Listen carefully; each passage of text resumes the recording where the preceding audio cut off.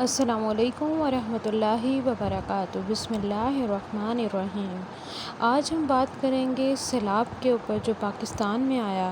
اس کو ہم دیکھیں گے اللہ رب العزت نے قرآن پاک میں ہمیں کیا حکم دیا، اور پچھلی قوموں پہ اللہ تعالیٰ نے کون سے عذاب دیے، کون سی ایسی غلطیاں کیں جس کی وجہ سے اللہ تعالیٰ ناراض ہوا اور قوموں کو مشکلات کا سامنا کرنا پڑا۔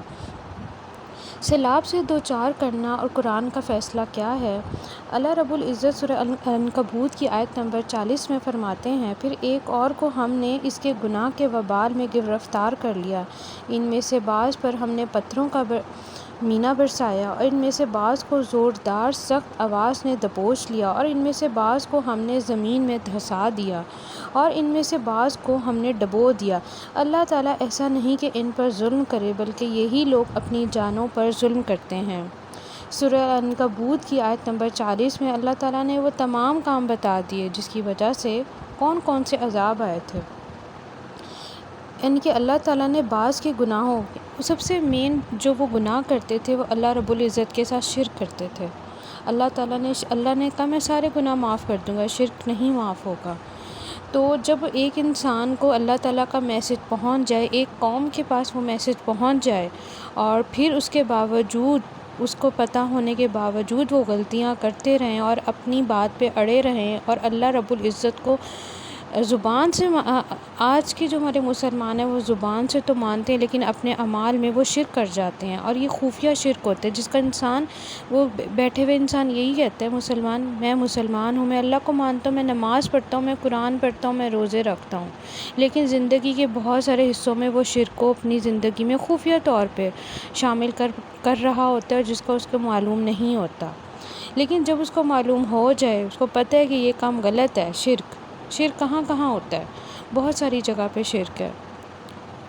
غیروں کو ماننا، غیروں کی سبیلیں پیش کرنا، غیروں کے نام پہ نذرانے پیش کرنا، غیر اللہ کے نام پہ بہت سارے دنیا میں کام ہو رہے ہیں، بتانے کی اس وقت ضرورت نہیں، لیکن اس وقت ہمارا ٹاپک ہے سیلاب کیوں آیا۔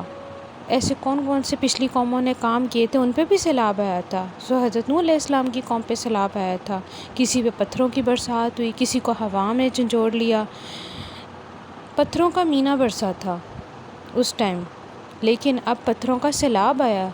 اگر ہم وادی کلام کی بات کریں تو ادھر کی ویڈیوز چیک کریں، پتھروں کا سیلاب، یعنی کہ ایک انسان، میں نے تو ایک شاید تصور کیا تھا نا، وہ تصور ایک ریل میں ہمیں اللہ تعالیٰ نے سامنے لا کر ابھی بھی ہمیں میسج دیا ہے، ابھی بھی سنبھل جاؤ، ابھی بھی وقت ہے۔ اتنے لوگ بے گھر ہو گئے، کیوں ہو گئے بے گھر؟ یہ ہمارے اعمال ہیں جو ہمارے سامنے آ گئے۔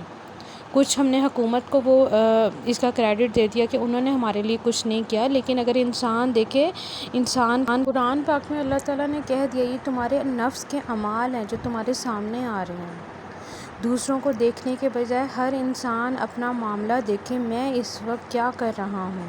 اگر وہ صاحب علم ہے تو اس کا فرض بنتا ہے جو بے علم ہے، جو لا علم ہے، ان کو جا کے بتائے، قرآن کا علم، حدیث کا علم لوگوں تک پہنچائے۔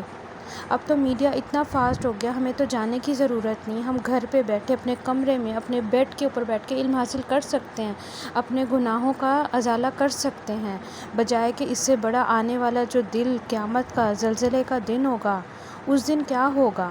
اللہ نے ہمیں زمین پہ رہ کر اپنی زندگی میں قیامت برپا ہو گئی، 2022 کا آنے والا سیلاب ہمیں میسج دے رہا ہے، ابھی بھی سنبھل جاؤ، یہ وقت ہے۔ اللہ تعالیٰ ہمیں توفیق دے علم حاصل کرنے کی، جو علم والے ہیں ان کو بھی اتنی توفیق دے کہ وہ دوسروں تک پہنچائے۔ اس وقت بہت سارے انسٹیٹیوٹ ہیں، اچھے اچھے علم دے رہے ہیں، وہاں سے جا کے علم حاصل کرنے، ابھی بھی وقت ہے۔ اللہ نے بھی میسج دے دیا، اللہ کے میسنجرز نے بھی آپ کو میسج دے دیا، قرآن پاک وہ کتاب بھیج دی، تو ہم کیوں بیٹھے ہیں؟ اٹھیں اور جا کے علم حاصل کریں اور لوگوں کو اس کی طرف بلائیں۔ السلام علیکم ورحمۃ اللہ وبرکاتہ۔